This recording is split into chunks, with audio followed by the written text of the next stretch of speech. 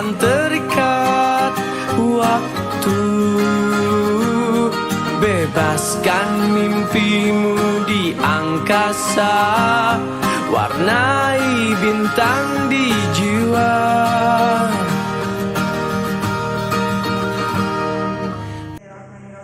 Assalamualaikum warahmatullahi wabarakatuh. Alhamdulillah, puji kehadirat Allah Subhanahu wa taala yang telah melimpahkan rahmat serta hidayahnya sehingga pada pagi hari ini kita dapat melakukan sosialisasi penyebaran pemahaman budaya positif di komunitas TK Amhatun Pondoan Tayu Pati. Tak lupa sholawat serta salam kita berikan kepada junjungan Agung Nabi Muhammad Sallallahu Alaihi Wasallam yang kita nanti syafaatnya di hari kiamat. Yang kami hormati Ibu Kartini selaku Kepala TK Amhatun Pondoan dan teman-teman yang kami banggakan. Di sini saya akan menyampaikan penyebaran pemahaman budaya positif di komunitas guru TK Amhatun Pondoan. Budaya positif yaitu perubahan paradigma belajar, disiplin positif, motivasi perilaku manusia, kebutuhan dasar, posisi kontrol, restitusi, keyakinan kelas, serta segitiga restitusi. Miskonsepsi tentang teori motif. Ilusi guru mengontrol murid, ilusi bahwa semua penguatan positif efektif dan bermanfaat, ilusi bahwa kritik dan membuat orang merasa bersalah dapat menguatkan karakter. Yang terakhir, ilusi bahwa orang dewasa memiliki hak untuk memaksa setiap anak atau murid. Pembelajaran dengan paradigma baru. Pembelajaran dengan paradigma baru ini dirancang berdasarkan prinsip pembelajaran berdiferensiasi, di mana setiap anak belajar sesuai dengan kebutuhan dari tahapan perkembangannya untuk mewujudkan profil pelajar Pancasila. Profil pelajar Pancasila ini meliputi beriman, bertakwa, dan berakhlak mulia, berkebinekaan global, bergotong royong, kreatif, mandiri, serta bernalar kritis. Disiplin positif. Dalam budaya kita, kata disiplin dimaknai menjadi sesuatu yang dilakukan seseorang pada orang lain untuk mendapatkan kepatuhan. Kita cenderung menghubungkan kata disiplin dengan ketidaknyamanan. Setiap orang-orang pasti memiliki pengalaman tentang ketidaknyamanan ketika waktu sekolah tentang kedisiplinan. Dari baik ibu sekalian bisa mengutarakan pengalamannya ketidaknyamanan ketika melakukan suatu kedisiplinan budaya positif, yaitu perubahan para teman-teman. Mungkin ada pengalaman yang kurang mengesankan tentang disiplin ketika waktu menjadi murid, mungkin tidak nyaman atau trauma, bahkan bisa ketidaknyamanan itu bisa teringat sampai masa dewasa ini. Pengalaman saya waktu saya SD, teman saya itu, saya sendiri pernah terlambat ke sekolah dan saya pernah dihukum guru saya pada waktu saat itu disuruh berdiri di depan sambil memegang dua telinga dan mengangkat satu kaki. Jadi itu sampai sekarang masih teringat karena saya itu merasa malu karena setelah itu banyak teman-teman yang mengejek saya dan sampai sekarang itu masih teringat sampai sekarang. Dari pendidik tentunya kita mempunyai tujuan untuk mewujudkan anak-anak yang memiliki disiplin diri sehingga mereka bisa berperilaku dengan mengacu nilai-nilai kebajikan universal dan memiliki motivasi intrinsik bukan ekstrinsik.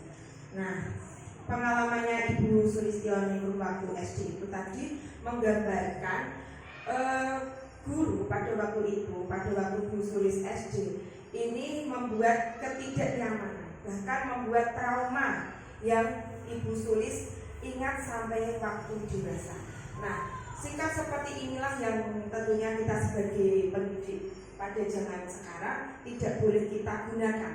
Kita harus memperbarui atau memperbaiki sikap kita sehingga disiplin positif ini dilakukan oleh anak atas keinginan atau inisiatif sendiri, bukan karena embel-embel ingin dihargai atau ingin mendapat reward atau hanya untuk mengamankan diri supaya tidak mendapat sanksi atau hukuman.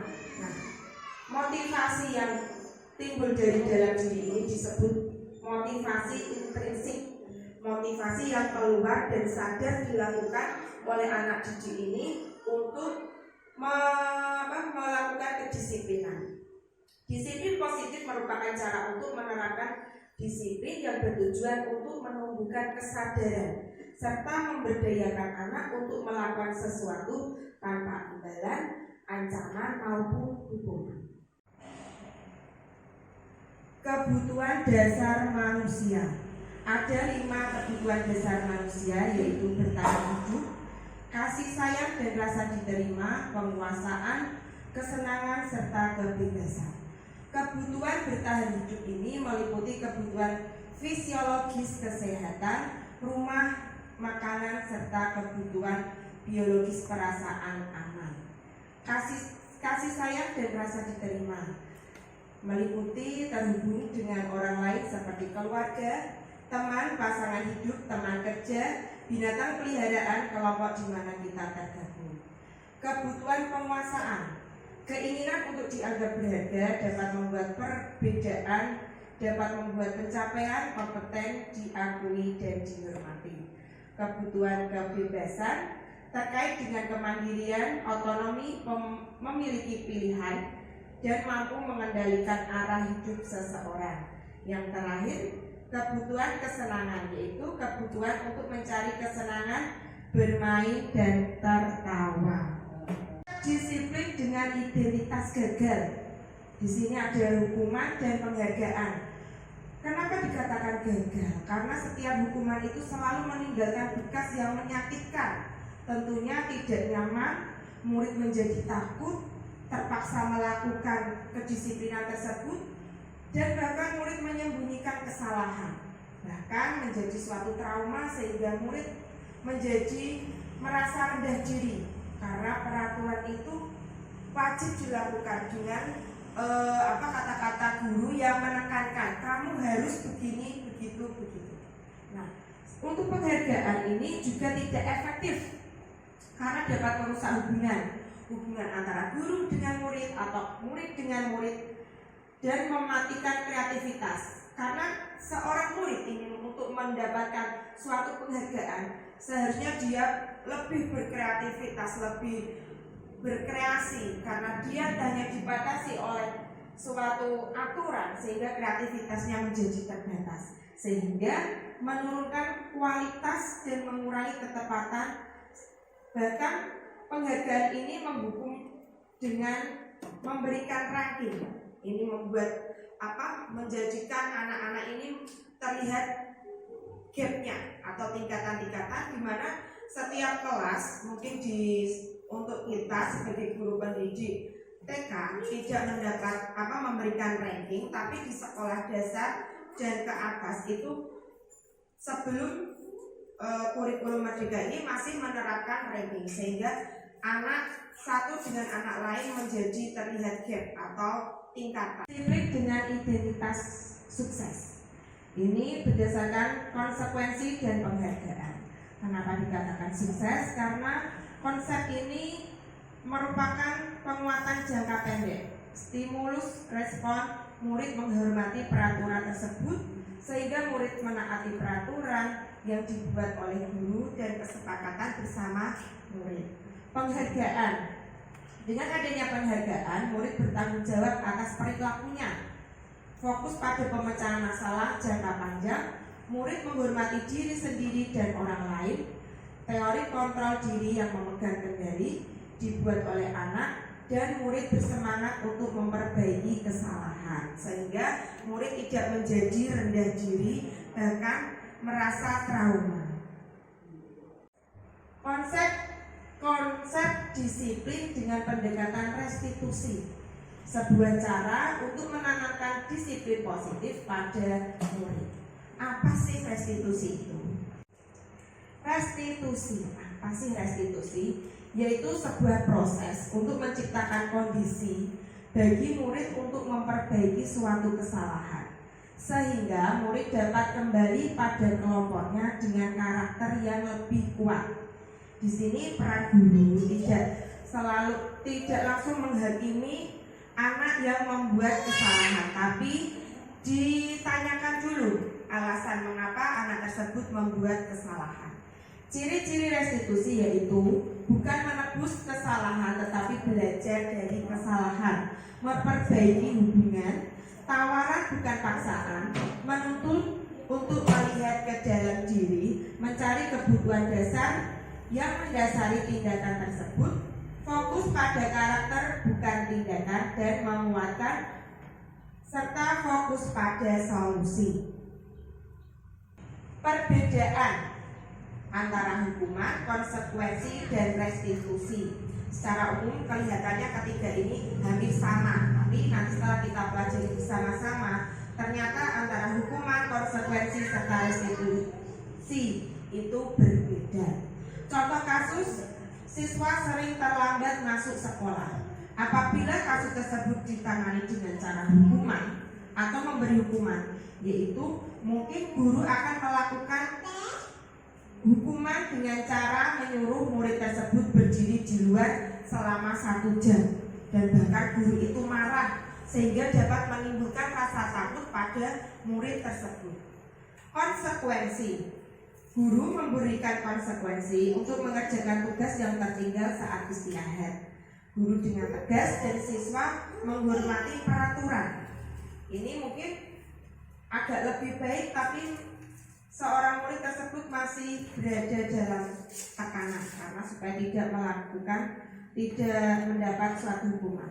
Sedangkan restitusi, guru ini terlebih dulu menanyakan keyakinan kelas yang sudah disepakati bersama, mungkin menanyakan juga alasan mengapa seorang murid tersebut melakukan terlambat masuk sekolah, apa yang terjadi. Mungkin murid tersebut bisa menjelaskan dengan gurunya sehingga dapat menyelesaikan sebuah masalah dan mencari solusinya secara bersama-sama.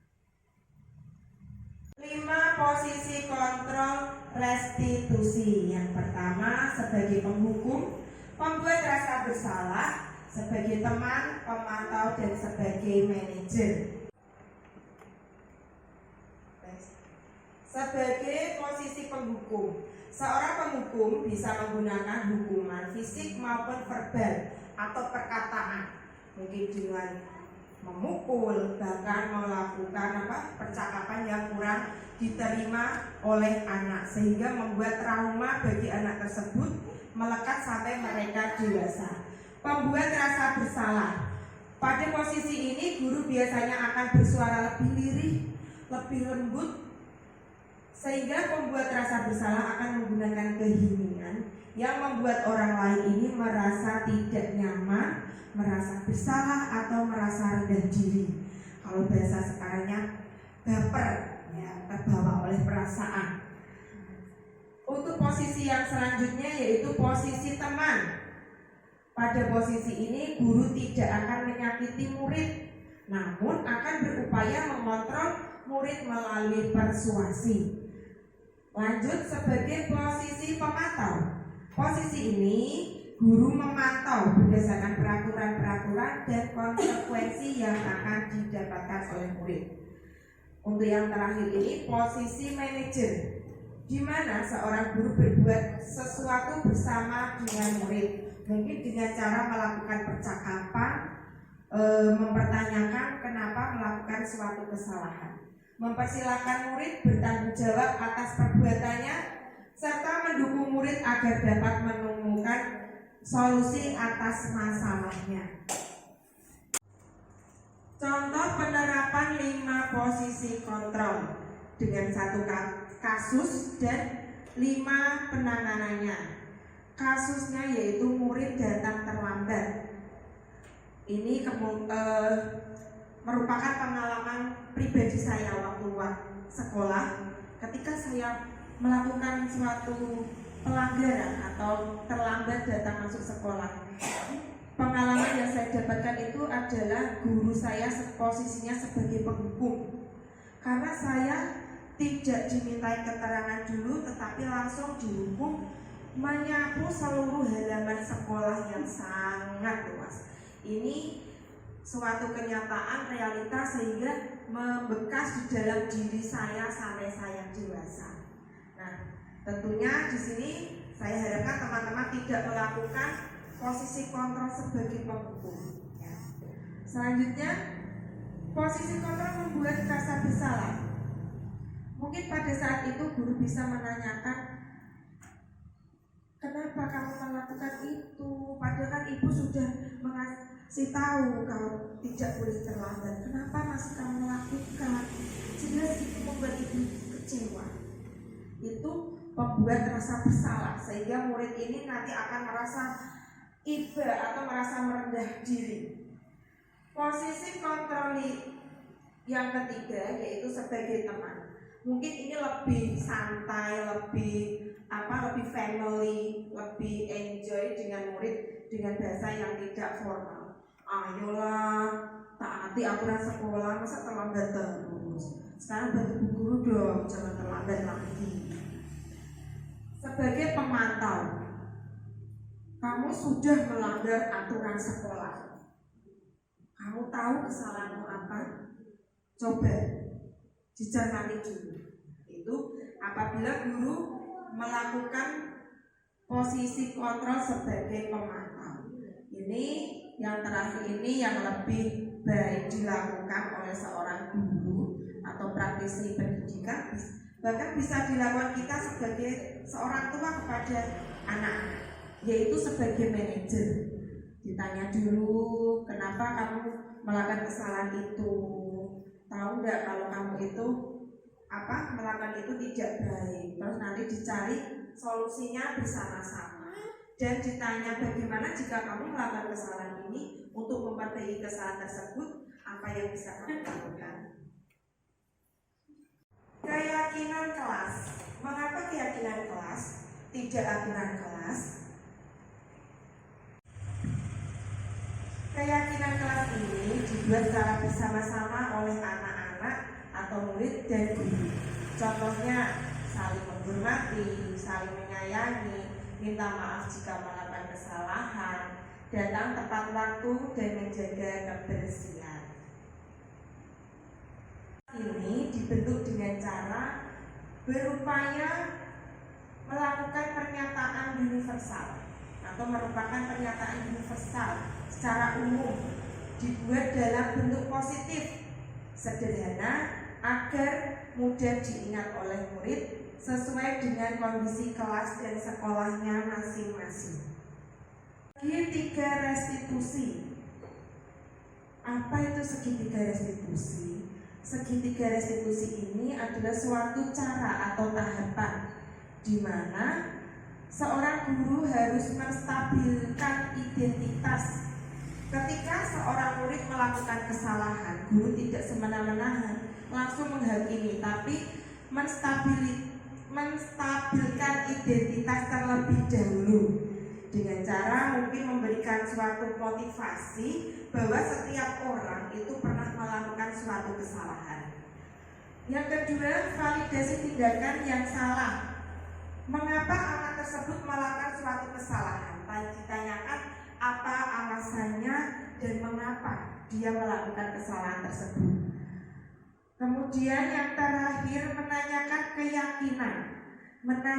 keyakinan kelas yang sudah disepakati bersama-sama. Dalam penerapan program disiplin positif, sebaiknya guru memiliki standar kepribadian, profesional, dan sosial yang baik. Guru mampu berefleksi pada posisi kontrolnya saat ini. Bagaimana pengalaman diri sebagai seorang pamong, yaitu memposisikan diri sebagai seorang manajer yang menuntun murid menjadi insan mandiri, merdeka, dan bertanggung jawab. Standar ini diambil dari Standar Nasional Pendidikan. Demikianlah penyebaran atau pemahaman budaya positif yang saya sampaikan. Kurang lebihnya saya mohon maaf dan saya mengucapkan terima kasih banyak buat rekan-rekan untuk menyempatkan waktu pada siang hari ini. Wabillahi taufik. Wassalamualaikum warahmatullahi wabarakatuh. Waalaikumsalam warahmatullahi wabarakatuh. Salam guru penggerak, guru bergerak Indonesia maju.